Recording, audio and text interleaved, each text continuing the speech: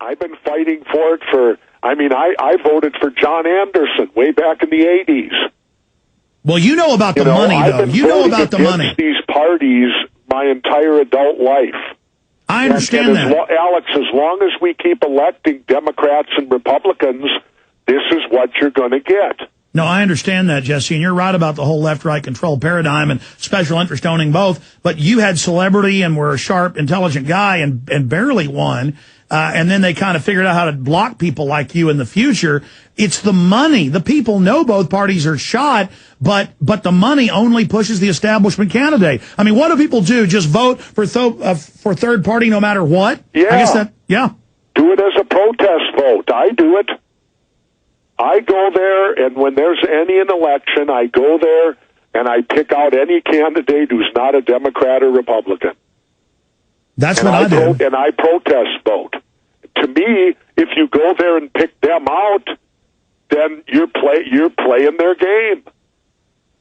Ultimately, they still get to be in charge because they got you to vote for them. And I'm not saying you, Alex, as an individual. I mean everybody out there.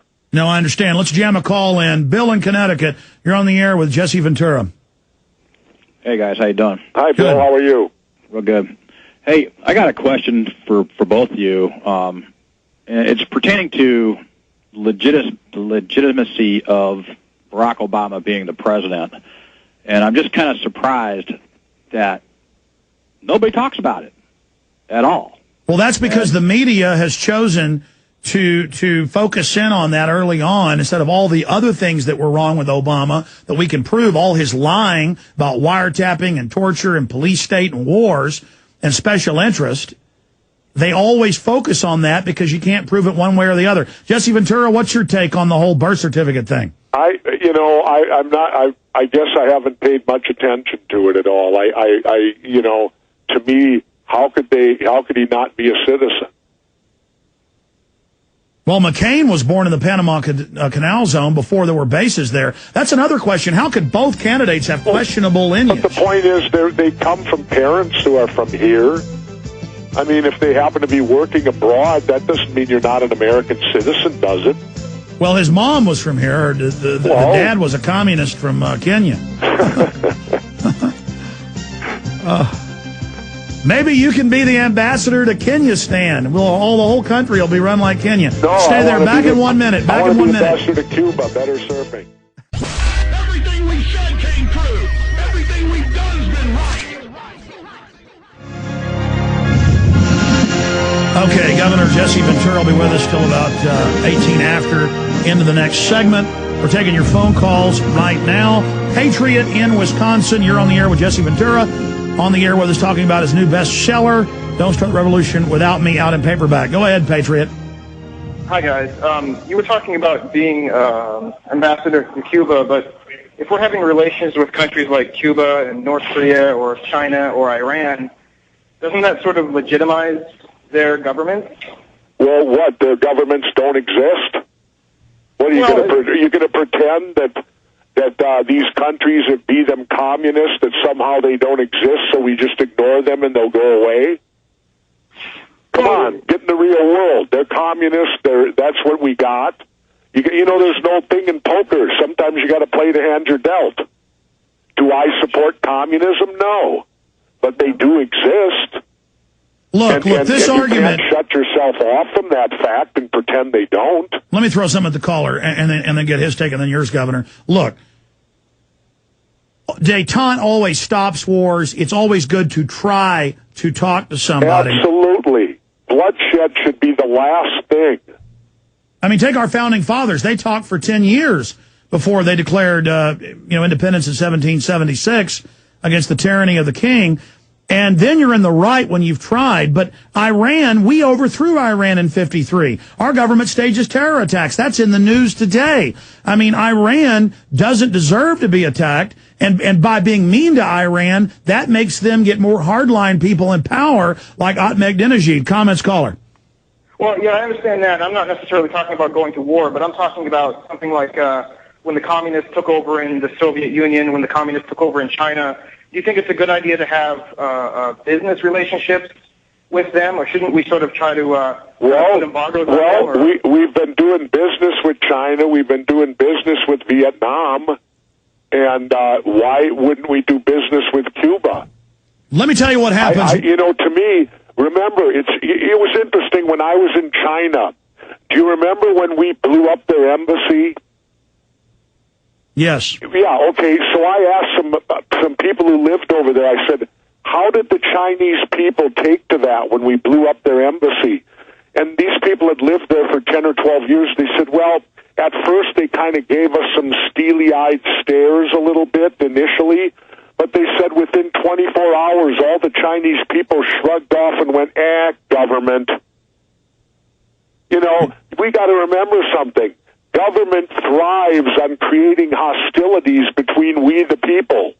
Look, here's the issue. During the decades of embargoes against Iran, guess the one U.S. company that was allowed to ship in oil field and nuke components? Halliburton. And then Dick Cheney got caught doing it and said, oh, well, it's no big deal. We have a subsidiary in the Caymans doing it. When you put those sanctions on them, it only allows corrupt select groups to sell the goods, and that's what these governments love. Jesse? I agree. Again, it's and you're not harming, when you put sanctions on and all that, you're only harming the people. Do you think Fidel Castro misses a meal? Do you think somehow our sanctions make his life somehow more demanding? No. All you're doing is hurting the poor people of Cuba in not doing business with them and in not attempting to raise everybody's lifestyle. It's a win-win. And these embargoes are not win-wins at all. Jesse, we know the truth. You just want to go surfing on those great beaches that supposedly have great waves. Well, I could do it anyway. All you got to do is sneak in there. It's a shame, though. Why should, we live in a free country. Why should I have my passport revoked from me if I decide I want to go to Cuba? By the way, I saw my 4-year-old actually get up on a board this weekend at the Texas coast. But just for a second, she got up on it for a second. It was pretty neat. Oh, well, next time it'll be 2 seconds, and then it'll be 3 seconds. And before you know it, she'll be riding those waves all the way to shore. I tell you, surfing's very addictive, isn't it, Jesse? Yes, it is, and it's very difficult, and people don't realize that it's a life dedication. And I love to say this: if people were that dedicated to a religion, would they call them religious bums? I'm as brown as a coconut from the beach. I love the beach itself. We'll be right back. You're listening to GCN, the world leader in independent talk radio. I was just talking to Governor Ventura. He might come in studio with us. I've already had him down in Austin once. Great guy. When he's driving down I-35 in his RV in September or October to go down to Mexico. And, Jesse, you were telling me you got a new T-shirt. Well, that's enough information, Alex. The listeners don't need to know no more than that. Oh, your new secret? No, my new T-shirt that I wear now, it says, I got it down in the Baja, it says, won't work for anything. and won't work for anything. That's the lifestyle I'm living now. I won't work for anything. There's nothing that I can be offered that would require me to go to work and inspire me to do so. But there's a positive for that. Since I don't want to work anymore, that means I won't be taking up a job from somebody who does. Okay, I've got 2 more questions for you, and we're going to take calls for the 10 or so minutes we have left with you, Governor Ventura, and we appreciate all the time. Make them easy so I can get to the callers. Okay, well, no, this is a heavy question, and I was sitting there at the beach with my family this weekend thinking about this interview, and I wrote these notes.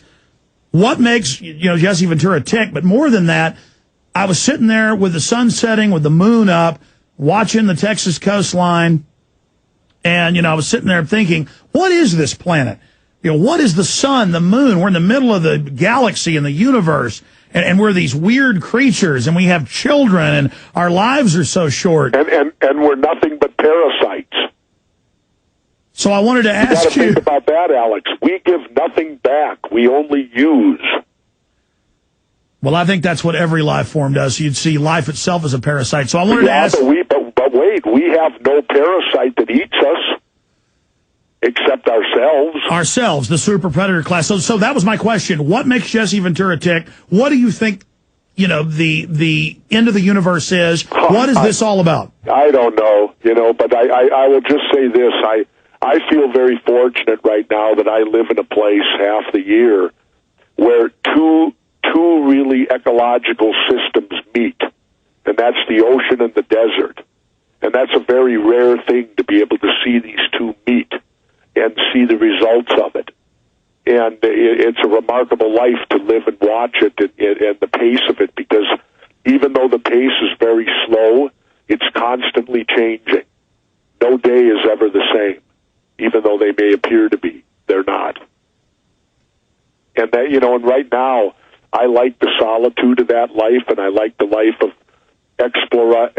exploring simple things a little bit. I've been caught up all my whole career in front of crowds and in front of, getting name notoriety and becoming quote unquote this and that. And at this point in my life, I strive for a much more solitude, quiet existence.